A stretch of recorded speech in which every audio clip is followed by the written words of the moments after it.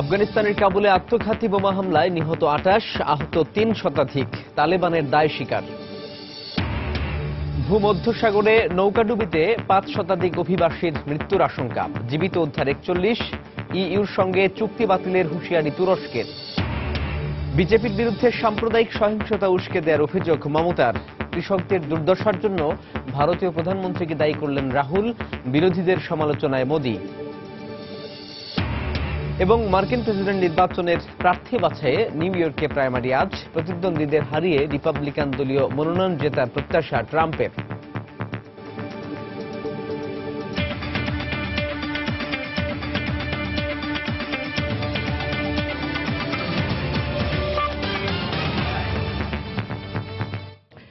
আন্তর্জাতিক সময় আপনাদের সঙ্গে আছি সাজিদ রাজু। আফগানিস্তানের কাবুলে আত্মঘাতী গাড়ি বোমা হামলায় ২৮ জনের নিহত হওয়ার খবর পাওয়া গেছে। এতে আহত হয়েছে ৩০০-রও বেশি মানুষ। এরই মধ্যে হামলার দায়িত্ব স্বীকার করেছে তালেবান। আফগান স্বরাষ্ট্র দপ্তর জানায়, কাবুলে এখনো ভূমধ্যসাগরে নৌকাডুবিতে ৫ শতাধিক অভিবাসীর মৃত্যুর খবর পাওয়া গেছে। সোমবার ৪টি নৌকাডুবির ঘটনায় জীবিতদের বরাতে গণমাধ্যম এসব তথ্য জানায়। তবে লিবিয়া, ইতালি কিংবা গ্রিসের পক্ষ থেকে আনুষ্ঠানিকভাবে এ বিষয়ে কিছু জানানো হয়নি। ডুবে যাওয়া নৌকা থেকে ৪১ জনকে জীবিত উদ্ধার করার কথা জানিয়েছে সংবাদ মাধ্যম বিবিসি। আরেক নৌকাডুবির ঘটনায় ৬ অভিবাসীর মৃতদেহ উদ্ধার করা হয়েছে। ইউরোপে যাবার পথে গেল বছরের এপ্রিলে নৌকাডুবির ঘটনায় অন্তত ৮০০ অভিবাসীর মৃত্যুর ১ বছর যেতে না যেতেই এমন ঘটনার পুনরাবৃত্তি হল। ভূমধ্যসাগরে নৌকাডুবির পর রাতভর অভিযান চালিয়ে জীবিত উদ্ধার হওয়া বেশ কয়েকজন অভিবাসন প্রত্যাশীকে গ্রিসের দক্ষিণাঞ্চলীয় শহর কালামাতায় নিয়ে আসেন কোস্টগার্ডের সদস্যরা, যাদের বেশিরভাগই পূর্ব আফ্রিকার বিভিন্ন দেশের বাসিন্দা। ভূমধ্যসাগর হয়ে ইতালি যাচ্ছিলেন তারা। জীবিত উদ্ধার হওয়া বেশ কয়েকজন জানিয়েছেন, নৌকায় থাকা ৫ শতাধিক আরোহী পানিতে ডুবে মারা গেছেন। তবে এই সংখ্যার বিষয়টি আনুষ্ঠানিকভাবে কোনো পক্ষই নিশ্চিত করেনি। নৌকাডুবির ঘটনায় কয়েকশো মানুষের প্রাণহানি ঘটে থাকতে পারে বলে টুইটারে এক বার্তা দিয়েছে জাতিসংঘের মানবাধিকার বিষয়ক সংস্থা UNHCR। বিবিসি জানিয়েছে, এদের মধ্যে বেশ কয়েকজন সোমালীয় নাগরিক। গেল ২০১৫ সালের এপ্রিলে এ সাগরে নৌকাডুবির ঘটনায় সলিল সমাধি হয়েছিল ৮০০ অভিবাসন প্রত্যাশীর। বছর প্রায় ঘুরে এলেও পরিস্থিতির উন্নতি না হওয়ার পেছনে ইউরোপীয় ইউনিয়নের অভিবাসন নীতি দায়ী বলে অভিযোগ করেছে সেভ দ্য চিলড্রেন ইন্টারন্যাশনাল। তারা বলছে, শরণার্থী সংকট মোকাবেলায় নীতি নির্ধারক ও সরকারগুলোকে সীমান্তে কড়াকড়ি আরোপের চেয়ে মানুষের জীবন রক্ষার দিকে বেশি মনোযোগী হওয়া দরকার। এবছর ২৪,০০০-এরও বেশি শরণার্থী ইউরোপে প্রবেশ করেছে, যাদের মধ্যে ৩,৭০০ শিশু রয়েছে, যাদের কোনো অভিভাবক নেই। সীমান্তে নিরাপত্তা জোরদার করে যুদ্ধবিধ্বস্ত এলাকায় এসব ক্ষুধার্ত মানুষের স্রোত ঠেকানোর প্রচেষ্টা সফল হয়নি। এদিকে লিবিয়ার উপকূলে নৌকাডুবির আরেক ঘটনায় বেশ কয়েকজন হতভাগ্য অভিবাসন প্রত্যাশীর মৃতদেহ উদ্ধার করা হয়েছে। সিরিয়া, ইরাক ও লিবিয়ার সংঘর্ষের জের ধরে এসব এলাকার মানুষের সাম্প্রতিক সময়ে সাগর পাড়ি দিয়ে ইউরোপের দেশগুলোতে যাওয়ার প্রবণতা বেড়েছে। জাতিসংঘের তথ্য মতে চলতি বছর এ পর্যন্ত ১,৮০,০০০ অভিবাসন প্রত্যাশী ঝুঁকিপূর্ণভাবে সাগর পাড়ি দিয়ে ইউরোপে প্রবেশের চেষ্টা করেছে। জাহিদুর রহমান, সময় সংবাদ।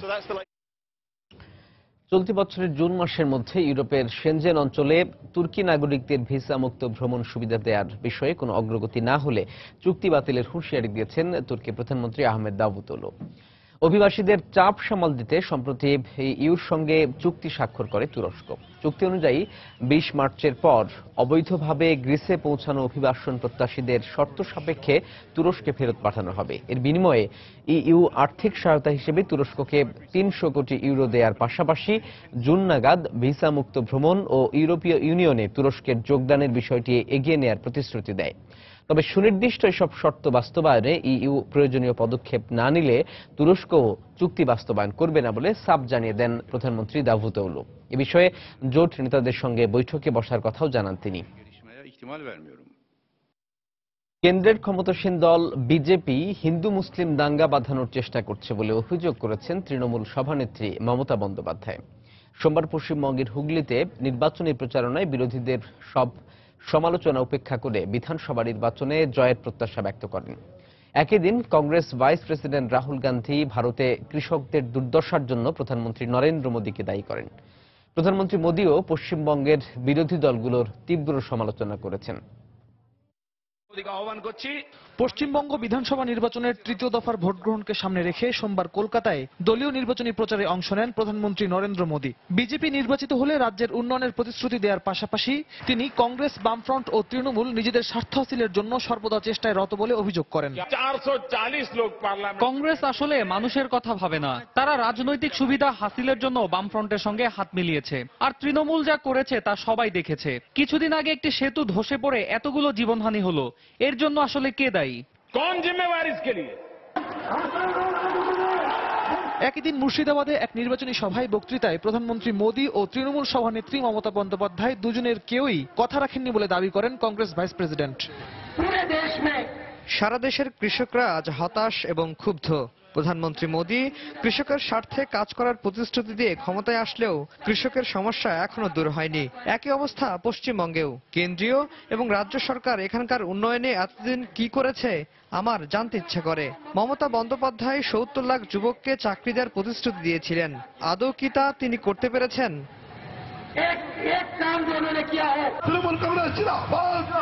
এদিকে পশ্চিমবঙ্গের হুগলি জেলায় মুসলিম অধ্যুষিত আরামবাগ ও পান্ডুয়ায় প্রচারণা চালান তৃণমূল সভানেত্রী মমতা বন্দ্যোপাধ্যায়। তিনি বিজেপির বিরুদ্ধে সাম্প্রদায়িক সহিংসতা উস্কে দেওয়ার অভিযোগ তোলেন। বিজেপি বাংলাকে ভালোবাসে না, গালাগালি দেয়। ওরা বাংলার কালচার জানে না, ওরা দাঙ্গা লাগায়, ওরা শান্তি চায় না। আমরা শান্তি চাই, আমরা দাঙ্গা লাগাতে দেব না। আমরা সব কমিউনিটি একসাথে থাকতে চাই বাংলায়। আগামী দিন তৃণমূল কংগ্রেস জেনে রেখো, বাংলা দখল করে দিল্লি দখল ডাকও দেবে। কংগ্রেসের দ্বারা হবে না, কংগ্রেস নিজেকে বিক্রি করে দিয়েছে। সিপিএম আর কংগ্রেস এখন এক হয়েছে। মানুষ বলছে ওদের লজ্জাও নেই। রোববার পশ্চিমবঙ্গে দ্বিতীয় দফার বিধানসভা নির্বাচনে প্রায় ৮০% ভোট পড়েছে বলে জানিয়েছে নির্বাচন কমিশন। রাজ্যটিতে ৬ দফা নির্বাচনের তৃতীয় পর্বের ভোট গ্রহণ অনুষ্ঠিত হবে আগামী ২১শে এপ্রিল। রিয়াদুল ইসলাম, সময় সংবাদ। রাত পোহালে অনুষ্ঠিত হতে যাচ্ছে মার্কিন প্রেসিডেন্ট নির্বাচনের প্রার্থী বাছাই পর্বের অন্যতম গুরুত্বপূর্ণ নিউ ইয়র্ক প্রাইমারি। মঙ্গলবারের এই নির্বাচনে রাজ্যের ডেলিগেটের অধিকাংশ দখলে নিতে এবং দলীয় মনোনয়নের লড়াইয়ে এগিয়ে নিতে জোরে সোরে প্রচারণায় নেমেছেন প্রার্থীরা। কেউ প্রতিপক্ষকে ধরাশায়ী করছেন, কেউ বা দিয়ে চলছেন বিভিন্ন প্রতিশ্রুতি। প্রতিদ্বন্দ্বীদের হারিয়ে রিপাবলিকান দলীয় মনোনয়ন জেতার প্রত্যাশা ব্যক্ত করেছেন ডোনাল্ড ট্রাম্প। অপেক্ষা আর কয়েক ঘন্টার, এরপরই অনুষ্ঠিত হতে যাচ্ছে মার্কিন প্রেসিডেন্ট নির্বাচনের গুরুত্বপূর্ণ নিউ ইয়র্ক প্রাইমারির প্রার্থী বাছাই পর্ব। নভেম্বরের প্রেসিডেন্ট নির্বাচনে কে চূড়ান্ত লড়াইয়ের মনোনয়ন পাবেন তার অনেকটাই নির্ভর করছে এই নিউ ইয়র্ক প্রাইমারির ওপর। তাই এ নিয়ে নিউ ইয়র্কবাসীর মধ্যে দেখা গেছে মিশ্র প্রতিক্রিয়া। বার্নি স্যান্ডার্সকে আমার সবচেয়ে বেশি অভিজ্ঞ ও যোগ্য মনে হয়েছে। তিনি মানুষের দাবি আদায়ের কথা বলেন। হিলারি শুরু থেকে প্রেসিডেন্টের ব্যক্তিত্ব ধারণ করেন। বার্নি নিজেকে জনতার সামনে গ্রহণযোগ্য করে তুলতে অদ্ভুত সব প্রতিশ্রুতি দিয়ে চলেছেন। ট্রাম্প আর হিলারি চূড়ান্ত মনোনয়ন পেলে মার্কিন রাজনীতি এক ঐতিহাসিক লড়াই দেখতে পারবে। সোমবার নির্বাচনী প্রচারণার শেষ দিনে রিপাবলিকান ও ডেমোক্র্যাট প্রার্থীরা দলীয় প্রতিপক্ষকে ধরাশায়ী করার পাশাপাশি বিভিন্ন প্রতিশ্রুতি দেন। এই লক্ষ্যে কুইন্স শহরের কুংফুটি এলাকায় জনসংযোগ করেন হিলারি। নিউ ইয়র্কে 219টি ডেলিগেটের অধিকাংশ নিজের আয়ত্তে আনতে অভিবাসীদের অধিকার রক্ষার দিকটিকে তিনি গুরুত্ব দেন। সবশেষ জনমত জরিপে হিলারি প্রতিপক্ষ স্যান্ডার্সের চেয়ে 13 পয়েন্টে এগিয়ে থাকায় তিনি জয়ের ব্যাপারে বেশ আত্মবিশ্বাসী। একই দিন ম্যানহাটনের স্কাই ক্যাপার্সে নির্বাচনী প্রচারণায় যান বর্ষিয়ান নেতা স্যান্ডার্স। 9টি প্রাইমারির মধ্যে 8টিতে জয় ছিনিয়ে নেয় হিলারির জয়রথ থামিয়ে দেওয়ার ব্যাপারে তিনিও বেশ আশাবাদী। এদিকে বাফেলোয় নির্বাচনী প্রচারণায় গিয়ে রিপাবলিকান মনোনয়ন প্রত্যাশী ডোনাল্ড ট্রাম্প বলেন, দলীয় মনোনয়ন নিশ্চিত করতে যে পরিমাণ ডেলিগেট দরকার তিনি শেষ পর্যন্ত তা সংগ্রহ করতে পারবেন। এজন্য নিউ ইয়র্ক প্রাইমারিকে সবচেয়ে বড় চমক বলে উল্লেখ করেন তিনি। নিয়মানুযায়ী এককভাবে 1237টি ডেলিগেট সংগ্রহ করতে পারলে জাতীয় সম্মেলনে মনোনয়ন প্রাপ্তি নিশ্চিত হতে পারে। ট্রাম্পের সংগ্রহে এ পর্যন্ত 744টি ডেলিগেট রয়েছে। নিউ ইয়র্কবাসী ক্রুজ ও কেসিককে কতটা অপছন্দ করে তা প্রাইমারিতেই প্রমাণ হবে। শেষ বিতর্কে তার নিউ ইয়র্কের বিষয়ে যত কথা বলেছে সবই এই রাজ্যবাসীর স্বার্থের পরিপন্থী। চূড়ান্ত লড়াইয়ে সবাই আমাকেই দেখতে চায়।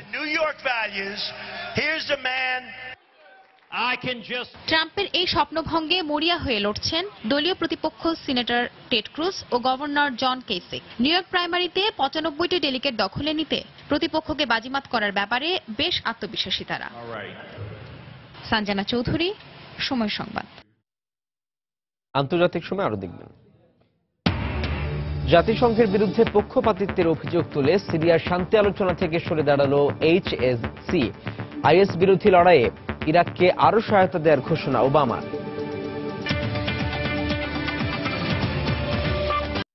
ইকুয়েডরের প্রেসিডেন্ট রাফায়েল কোরিয়া জীবিতদের উদ্ধারে সর্বাত্মক প্রচেষ্টার নির্দেশ দিয়েছেন। দেশটিতে শক্তিশালী ভূমিকম্পে মৃতের সংখ্যা বেড়ে দাঁড়িয়েছে 413 জনে। এছাড়াও আহত হয়েছে আরও অন্তত 2000 মানুষ।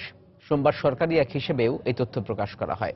ক্ষতিগ্রস্ত এলাকা পুনর্গঠনে কয়েকশো কোটি ডলারের দরকার হবে বলে জানিয়েছেন প্রেসিডেন্ট রাফায়েল কোরিয়া।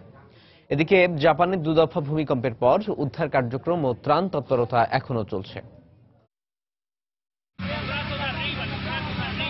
মৃত্যুর মিছিলে যখন শুধু সংখ্যা যোগ হচ্ছে আর ক্ষীণ হয়ে আসছে জীবিতদের উদ্ধারের আশা, ঠিক তখনই 6 জনকে জীবিত উদ্ধার করা সম্ভব হয়।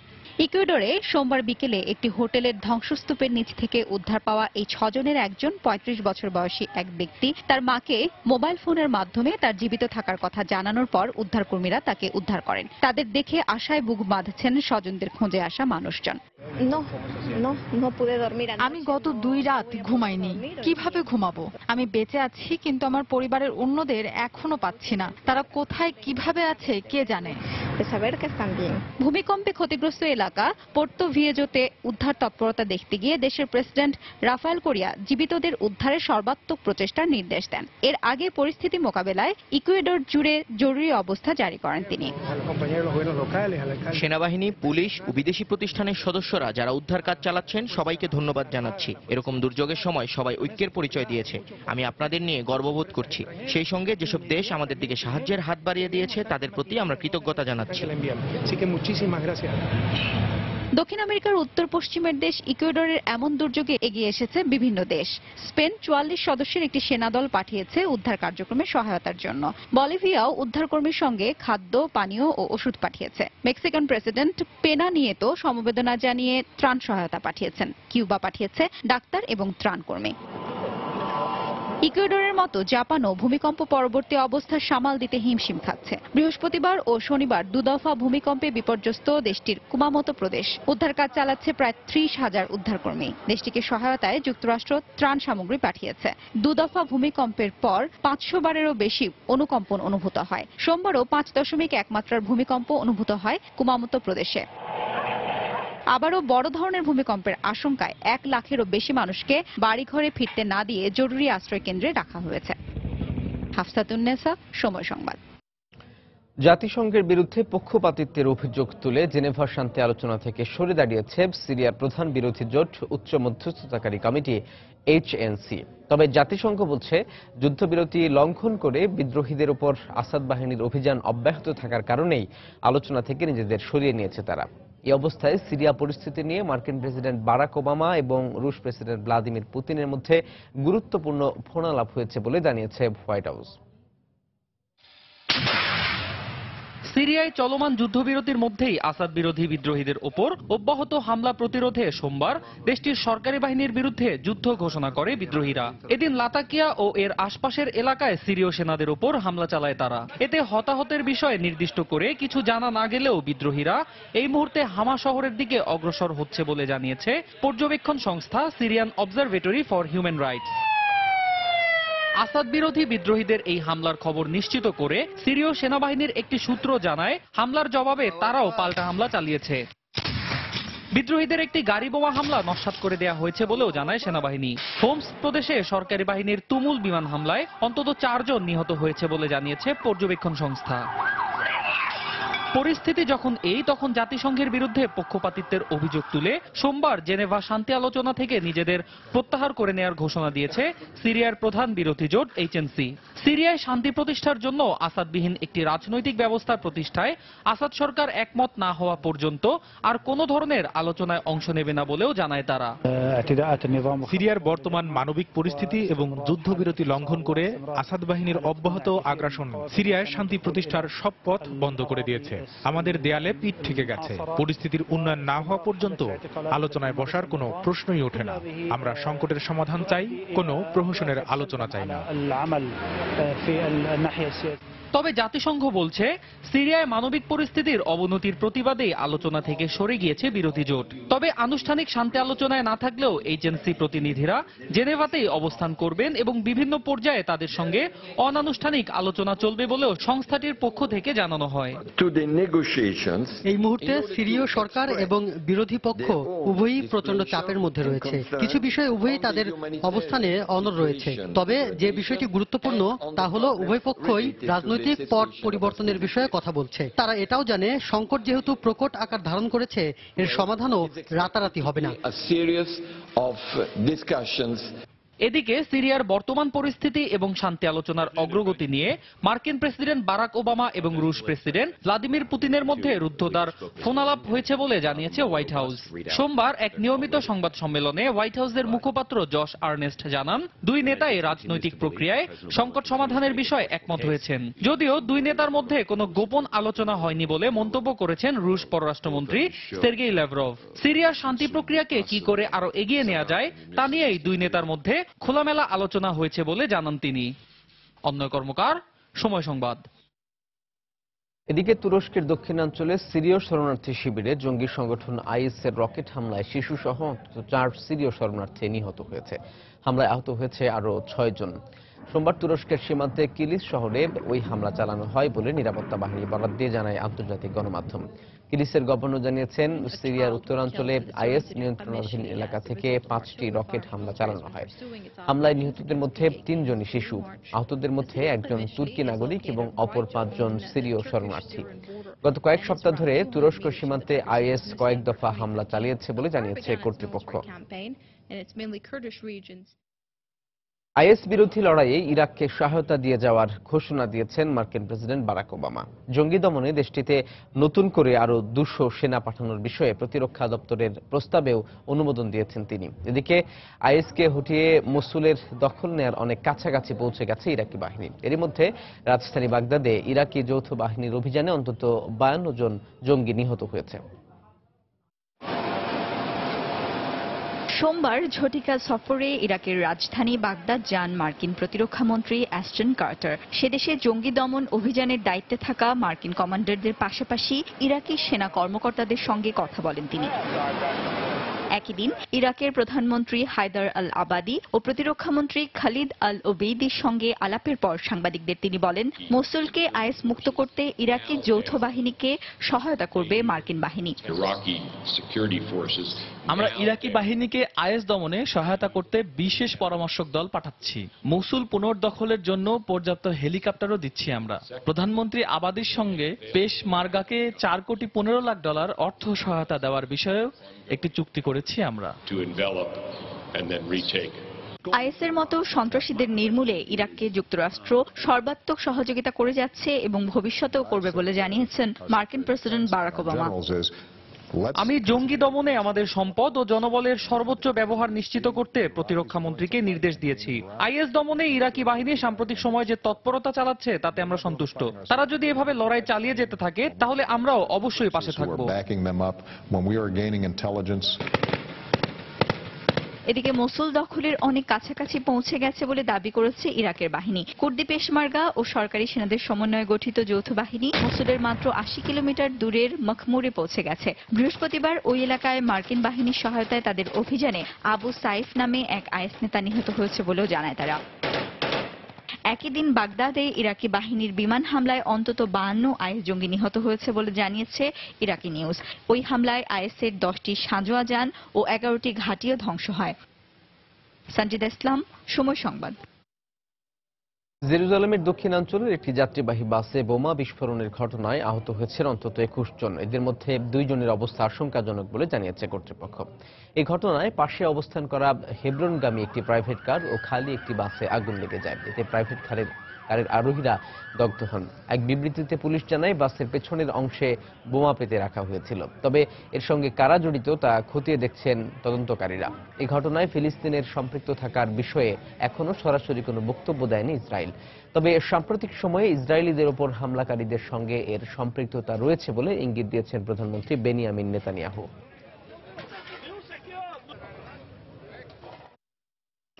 জাতিসংঘ নিরাপত্তা পরিষদের মাসিক বৈঠকে ইসরায়েল ও ফিলিস্তিনের প্রতিনিধিরা বাকযুদ্ধে জড়িয়ে পড়েন। সোমবার বৈঠক চলার সময় ইসরায়েলের প্রতিনিধি ড্যানি ড্যানন চিৎকার করে ফিলিস্তিনি প্রতিনিধি রিয়াদ মনসুরকে বলেন, ফিলিস্তিন সন্ত্রাসীদের পরিবারকে অর্থ দিয়ে সন্ত্রাসবাদে মদদ দিচ্ছে, ফিলিস্তিনের লজ্জা থাকা উচিত বলেও মন্তব্য করেন তিনি। এই অভিযোগ অস্বীকার করে এর পাল্টা জবাবে মনসুর বলেন, ফিলিস্তিনের নিরপরাধ শিশু সহ বেসামরিক নাগরিকদের নির্বিচারে হত্যা করছে বলে ইসরায়েলের লজ্জা হওয়া উচিত। জাতিসংঘ মহাসচিব বান কি মুন দুই রাষ্ট্রকে আলোচনার মাধ্যমে সমস্যার সমাধানের আহ্বান জানানোর পরপরই দুই দেশের প্রতিনিধিরা এমন বাক বিতণ্ডায় জড়িয়ে পড়েন। এদিকে ইসরায়েলি সরকারের কর্মকাণ্ডে অনেক বেশি হতাশ যুক্তরাষ্ট্র, এমনটি জানিয়েছেন মার্কিন ভাইস প্রেসিডেন্ট জো বাইডেন।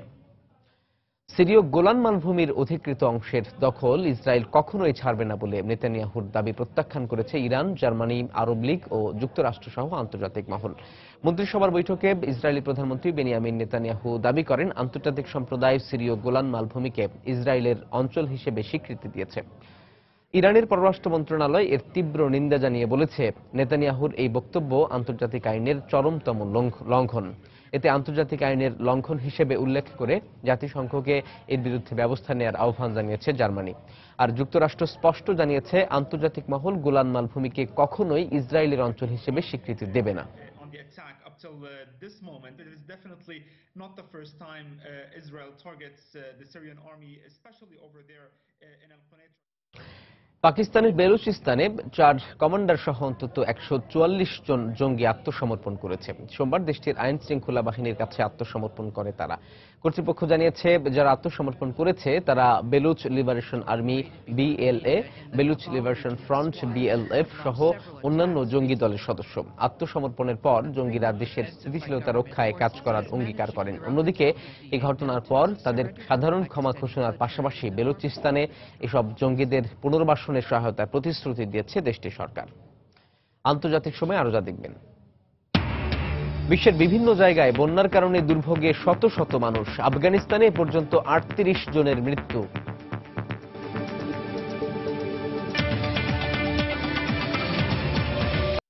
বেআইনিভাবে অভিশংসন করার চেষ্টার অভিযোগ তুলেছেন ব্রাজিলের প্রেসিডেন্ট দিলমা রোসেফ। ক্ষমতায় থাকাকালীন শেষ মুহূর্ত পর্যন্ত এই প্রক্রিয়ার বিরুদ্ধে লড়াই চালিয়ে যাবেন বলেও জানান তিনি। পার্লামেন্টের নিম্নকক্ষে 2/3 সংখ্যাগরিষ্ঠতায় তার অভিশংসনের প্রস্তাব পাশ হওয়ার একদিন পর সোমবার এই অভিযোগ করেন তিনি। অভিশংসনের কারণ হতে পারে এমন কোনো অপরাধে নিজের সম্পৃক্ততা নাকচ করে তিনি বলেন, এতে তিনি অপমানিত ও ক্ষুব্ধ হয়েছেন। নিম্নকক্ষে পাশ হওয়া অভিশংসনের এই প্রস্তাবটি সিনেটের উচ্চকক্ষে পাঠানো হবে এবং সেখানে 2/3 সদস্যের সমর্থন পেলে পদচ্যুত হবেন ব্রাজিলের প্রথম এই নারী প্রেসিডেন্ট।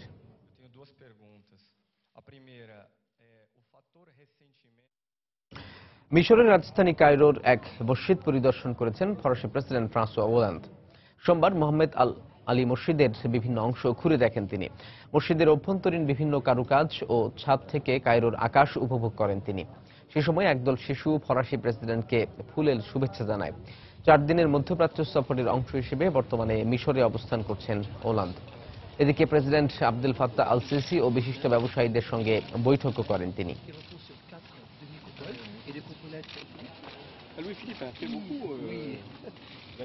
চীনের রাজধানী বেইজিং এ প্রায় 1000 বিক্ষোভকারী সরকারের কাছে ক্ষতিপূরণ দাবি করেছেন। তাদের অভিযোগ, চীনের এক সন্তান নীতির কারণে পরিবারগুলো সন্তান হারানোর কারণে ভবিষ্যতে ভরণ পোষণের জন্য তাদের পাশে এখন কেউ নেই। বিক্ষোভকারীরা ব্যানার এবং ফেস্টুন নিয়ে হ্যাট পরে চীনের জাতীয় স্বাস্থ্য এবং পরিবার পরিকল্পনা কমিশনের সামনে বিক্ষোভ করেন। তারা জানিয়েছেন, এক সন্তান নীতির কারণে তারা সন্তানহীন, এক্ষেত্রে চীন সরকারকে ভাতা বাড়িয়ে দেওয়ার আবেদন জানান। গত বছর চীন তাদের এক সন্তান নীতি থেকে সরে এসে চীনা নাগরিকদের 2 সন্তান গ্রহণের অনুমতি দেয়। তবে বিশেষজ্ঞরা জানিয়েছেন, আরও আগে এই নীতি থেকে বের হয়ে যাওয়া উচিত ছিল। তারা আরও জানান, এক সন্তান নীতি চীনে এখন জনসংখ্যার ভারসাম্যহীনতায় ভুগছে। দুই রুশ সেনাকে 14 বছরের কারাদণ্ড দিয়েছে ইউক্রেনের আদালত। সন্ত্রাসী কর্মকাণ্ড সহ কয়েকটি অপরাধে দোষী সাব্যস্ত করে তাকে এই সাজা দেওয়া হয়। গত মে মাসে পূর্ব ইউক্রেন থেকে তাদের আটক করা হয়। তবে রুশ কর্তৃপক্ষের দাবি, এই সেনা দুজন চাকরি ছেড়ে দিয়ে ইউক্রেনে যান।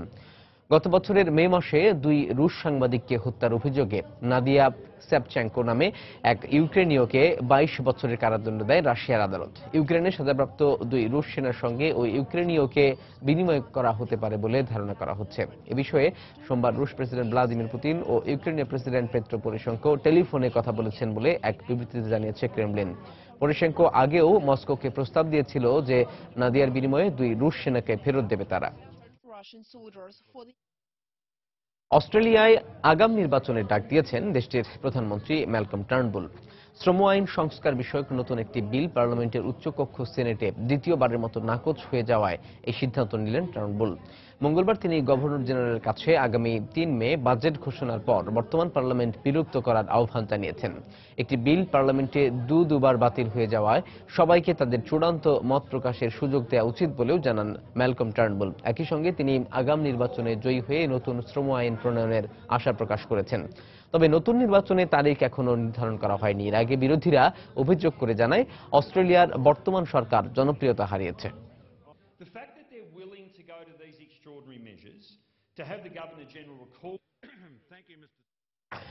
আগামী 24 এপ্রিল অনুষ্ঠেয় হাইতির প্রেসিডেন্ট নির্বাচন স্থগিত করার ঘোষণা করেছে দেশটির নির্বাচন কমিশন। তবে কমিশনের পক্ষ থেকে নির্বাচনের ভোট গ্রহণের নতুন তারিখ ঘোষণা করা হয়নি। গত অক্টোবরে প্রথম দফার ভোট গ্রহণ শেষে প্রেসিডেন্ট পদপ্রার্থী জোভেনেল মোয়েস জয়ী হলেও নির্বাচনে কারচুপি ও অনিয়মের অভিযোগে ফলাফল প্রত্যাখ্যান করে তার নিকটতম প্রতিদ্বন্দ্বী জুড সেলেস্টিন সহ অর্ধশতাধিক প্রেসিডেন্ট প্রার্থী। এরই প্রেক্ষিতে ভোট গ্রহণের সব ধরনের অনিয়মের সুষ্ঠু তদন্তের আশ্বাস দিয়ে নির্বাচনের ফলাফল বাতিল করে 24 এপ্রিল নির্বাচনের নতুন তারিখ ঘোষণা করে নির্বাচন কমিশন। পরবর্তীতে প্রথম দফার নির্বাচনের ফলাফল পুনর্মূল্যায়ন করা হবে বলে জানিয়ে সোমবার তা আবারও পিছিয়ে দেওয়া হয়।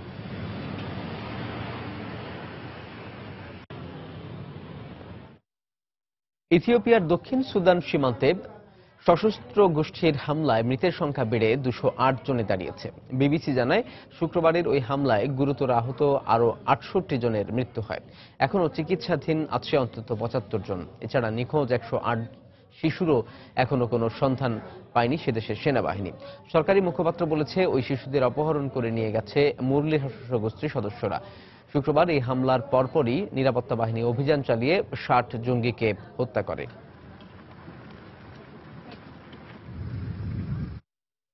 বিশ্বের বিভিন্ন জায়গায় বন্যার কারণে দুর্ভোগে পড়েছে শত শত মানুষ। আফগানিস্তানের উত্তরাঞ্চলে ভারী বর্ষণে সৃষ্ট বন্যায় এই পর্যন্ত অন্তত 38 জনের মৃত্যুর খবর পাওয়া গেছে। যুক্তরাষ্ট্রের টেক্সাস অঙ্গরাজ্যের হিউস্টন শহরে বন্যার কারণে মৃত্যু হয়েছে 5 জনের। এদিকে চিলির মধ্যাঞ্চলে বেশ কিছু এলাকায় বন্যায় 2 জনের মৃত্যু হয়েছে। এই ঘটনায় নিখোঁজ রয়েছে অন্তত 10 জন।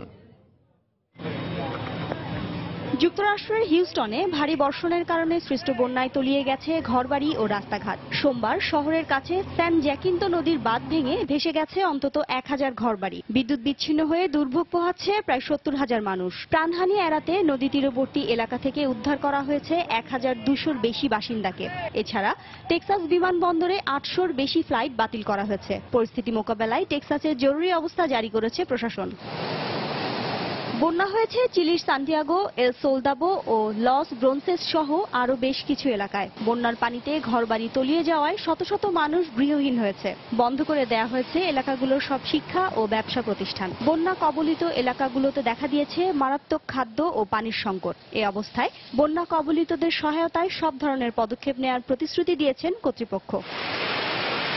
এদিকে আফগানিস্তানের উত্তরাঞ্চলে রোববার থেকে শুরু হওয়া ভারী বর্ষণে সৃষ্ট বন্যায় তলিয়ে গেছে কালাফগান, তাখার ও সামানগান সহ বেশ কিছু এলাকার ঘরবাড়ি ও রাস্তাঘাট। জাতীয় দুর্যোগ ব্যবস্থাপনা কর্তৃপক্ষ জানিয়েছে, দেশটির উত্তরাঞ্চলের অধিকাংশ সড়ক তলিয়ে যাওয়ায় এই অঞ্চলের সঙ্গে অন্যান্য অঞ্চলের যোগাযোগ ব্যবস্থা বন্ধ হয়ে গেছে। এই পরিস্থিতিতে দুর্ভোগে পড়েছেন বহু মানুষ। বন্যায় বেশ কিছু স্থানে ভূমিধস হয়েছে বলেও জানিয়েছে কর্তৃপক্ষ। শিরিন আক্তার, সময় সংবাদ। ভারতের অন্ধ্রপ্রদেশের একটি বাসভবনে আতশবাজির মজুদে অগ্নিকাণ্ডের ঘটনায় কমপক্ষে 3 জন নিহত হয়েছে। আহত হয়েছে আরও 8 জন। সোমবার স্থানীয় শ্রীকাকুলাম জেলার এলাকায় এই ঘটনা ঘটে। আতশবাজির বিস্ফোরণে ঘরবাড়ির আসবাবপত্র ও গাড়ি আগুনে পুড়ে যায়। সেখানে অবৈধভাবে এসব আতশবাজি মজুত করে রাখা হয়েছিল বলে জানিয়েছে পুলিশ। স্থানীয় সংবাদ মাধ্যম জানায় ওই এলাকায় অনুমোদনহীন বেশ কিছু আতশবাজির কারখানা ও গুদাম রয়েছে। গেল 10 এপ্রিল ভারতের কেরালার একটি মন্দিরে আতশবাজির ফুলকি থেকে লাগা আগুনে নিহত হয় শতাধিক মানুষ।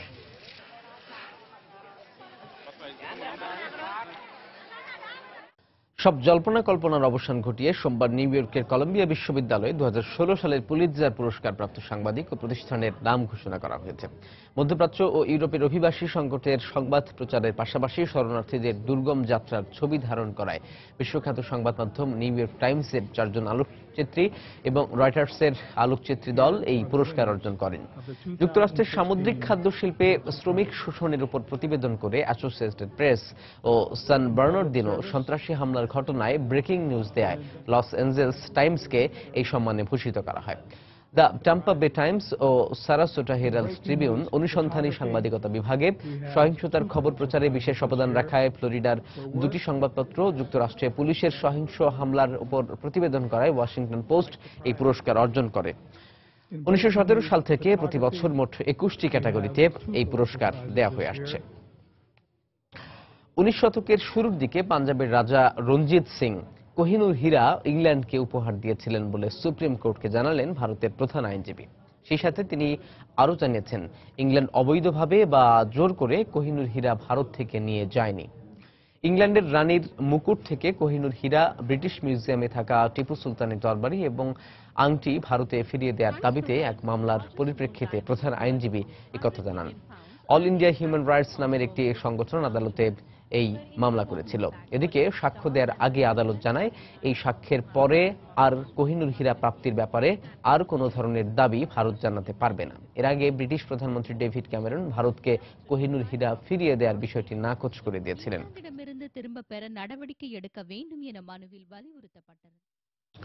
বর্ণাঢ্য আয়োজনে জাপানে বার্ষিক বসন্ত উৎসবকে বরণ করে নিল সুমো কুস্তিগিররা। ঐতিহ্যবাহী পোশাক পরে 200-র বেশি সুমো কুস্তিগির এদিন রাজধানী টোকিওতে এক লড়াইয়ে অংশ নেন। এই আয়োজনকে ঘিরে বসন্তের প্রথম সূর্যোদয়ে মেতে ওঠে জাপানিরা।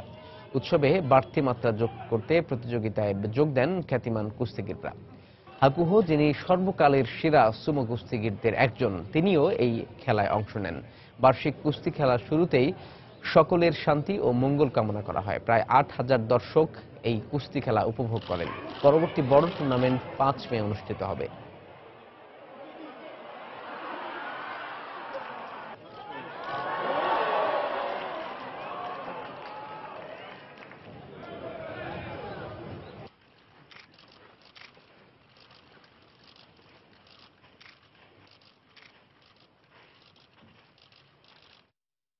এ পর্যায়ে শীর্ষ সংবাদ জানিয়ে দিচ্ছি আরো একবার।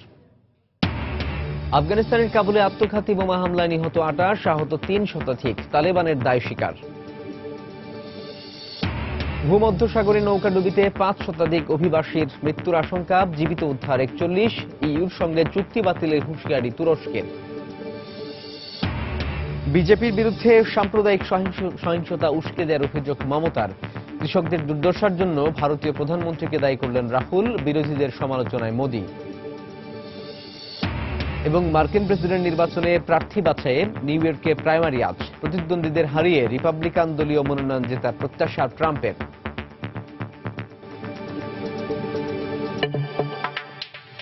এই ছিল আন্তর্জাতিক সময়ের। যে কোনো খবর পেতে ভিজিট করুন সময়নিউজ.tv আর সঙ্গে থাকুন সময়।